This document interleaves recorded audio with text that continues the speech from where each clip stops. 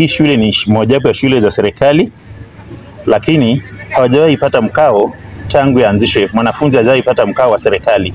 Ndiposa tuko katika hii hali, na mwaka ujao tutakuwa na darasa la 9 ambalo tutapata hata darasa, kwa sababu serikali imeamua inatuchengea madarasa 8, lakini inaenda kwa mwendo wa polepole kuchengwa. Tunaomba mwanakandrasia achumuike, at least akakamuke, afanye haraka tuone kama wanafunzi wataingia kwa hizo madarasa mwaka mpya.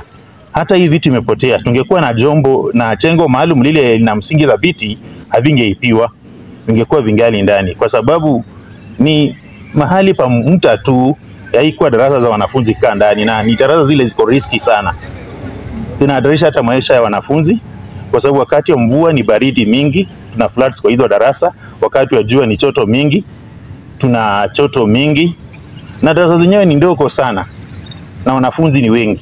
Hii shule ilianza mwaka wa 54, 1954, na ikaja ikatitimia ikafa, na kanisa la Friends African Mission likaifufua. Serikali ikakubali ikarejesta tena shule, ikachukua shule kama yao, na nimekuwa hapa kama mwalimu mkuu kwa miaka 3, na kila kitu chenye kinahitajika na serikali tumetimiza, kwa sababu kama ni watoto kuweka NEMIS wako hapo, wanafanya mtihani, wanapita, na tuna wanafunzi wengi.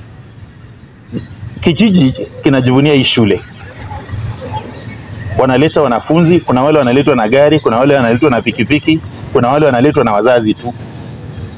Ani kwa sababu ya yale masomo wanafunzi hao wanapata kwa hii shule, inabidi kila mtu ajivunie akishe mwanafunzi wake amepata nafasi. Tumeongea na mheshimiwa wetu, Mheshimiwa Ikana, tunamshukuru sana. Aliamua kuchengea darasa 8, lakini mwanakandrasia amechukua muda sana bila kukamilisha huo mchengo.